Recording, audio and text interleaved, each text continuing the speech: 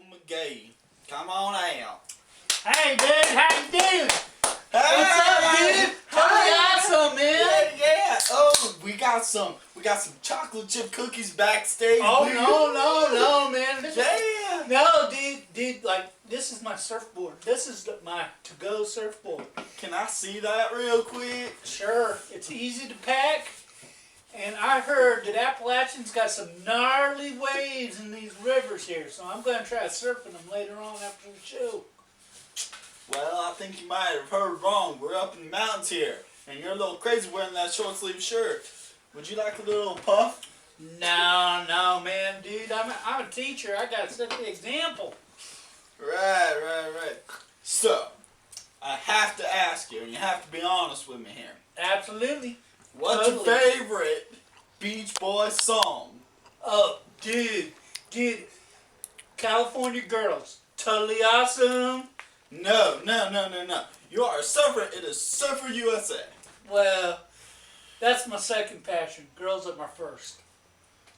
How long have you been married? Which time? Shoot, man. This is the only question that really matters here today.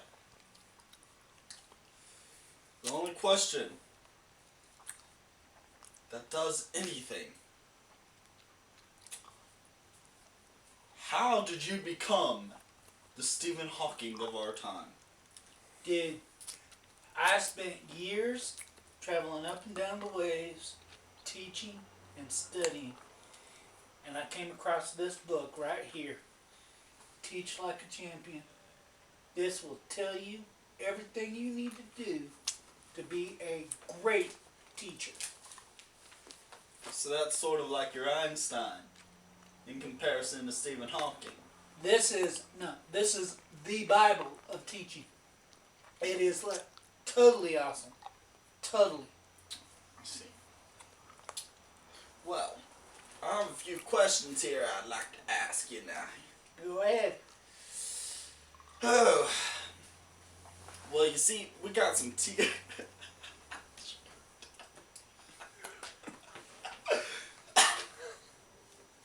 Okay, we got some teachers out here in the audience here now, y'all, and they're a little crazy, you know. Kids these days, you just can't trust them. They're out of this world. I'm being serious. You see that girl right there? The blonde right there? She's totally from the glaciers in Mars. Mm-hmm. The Mars rotor brought her back. Why do you think that they say the first one was a failure? Well, you know, every time you try something new, it's like you got to learn from it. That's why we have history. If you don't learn from it, then you're going to make the same mistakes over and over and over and over again. Well, what do you think she needs to know for being a first-time teacher? Well, for any first-time teachers, they have a technique in this here book, and I'm starting to talk like a redneck instead of... Did you know that in the 1800s, late 1800s, we have this reconstruction here in the South to where we got public education? And you're not acting like you know anything about that. They have a technique in this book, one of 47 different techniques. It's called On Your Mark. And just like if you were going to go like to the, to the beach, you wouldn't just jump in the car and go. You got to like look at a map and find out how to get there. And, Ain't that the truth? I mean, one time we took my dad's 1995 convertible. We got in the car. It was me and this girl. We just started heading up north, and before we knew it, we were in the Atlantic Ocean. Gotta be careful. It's very serious work. He still doesn't know why his car's missing. But when you get there, or to get there, it's just the same as in the classroom. Okay? You got to step by step plan out what you want to achieve. You got to turn around and like totally prepare your classroom Prepare your students. Make sure they know what you want them to do. Don't take anything for granted. For instance, if you say, I want your attention, it could be to different people, different folks.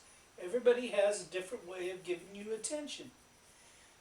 So if you want them to look at you, you need to explain it to them on the first day of school that you want everybody to be quiet, you want everybody to eyes on you, and you need to stand in a certain part of the room, and always stand in that room, and tell them on the count on 3, eyes on me. 1, 2, 3, eyes on me. And they need to stop what they're doing, look at you, and pay attention. Oh, sorry. So, what do you do with these juvenile delinquents that you have in your classes that don't want to learn? Totally excellent question, dude. That when you have your first day of school, like I said, set up that mat. But one of the things when you're explaining to them what you want them to do, I recommend that you use the SLANT program. That's sit up, listen, ask questions, nod, and take part. You tell the kids this is what you expect, and they will do that. So on the first day of school, you tell them, I expect you to sit up straight, listen to what I have to say, and ask questions, nod and let me know that you understand, and then they take part. But you see, in today's society, discipline is going away. It's just how it is because of Capitol Hill. How do you know these people are actually following that? Excellent. You need to check the understanding from time to time. The technique in this book, by asking questions, by taking quizzes, and by giving little tests along the way, it tells you who's understanding what, where you need to tweak, where you need to adjust, when you need to spend more time on a subject, who's getting what information. That way when it comes time for the big test, they'll be ready. Another thing for those teachers who are just starting out, I recommend that you have a wait time. Research has shown that not all students answer right away. Sometimes in some cultures, it is considered disrespectful to answer right away. So I recommend that you give up to 10 seconds for the students to answer. You might even wait, if you got 20 students in your class, say I'm waiting for 15 hands. You need to give everybody an opportunity to do the technique that I first used in there. On your mark. Research has shown by psychologists that students need to be organized. They need to know what's going on. They need to have an abundance of information presented to them.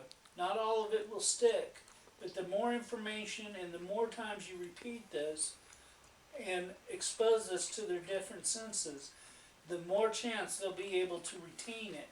And knowledge needs to be retained. Second of all, when you're doing SLANT, that makes them sit up and pay attention. There's less chance of them daydreaming or going off in their own little world. You have their attention. And if you know about the attention grabbers, you have to get your short-term memory and go through that quite often so that it will go into the long-term memory. If you don't, then they will not be able to retrieve that when they need it. And as far as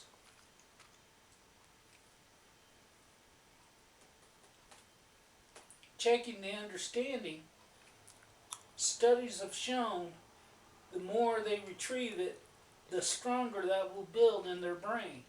The more you use that long term to pull it out, the better off you will be. And then lastly, wait time. Studies have also shown that you need to wait for different cultures. And the more time, if you give it, research has shown that most teachers only give them 1 second to answer. That means that the first and fastest kids always get the response. But that's going to be a small portion of your class. You need to wait and let the whole class get involved so that all of your students have a chance to build that long-term and retrieval system out of their long-term memory. And for many more tips, I suggest that you go buy this book right here, Teach Like a Champion.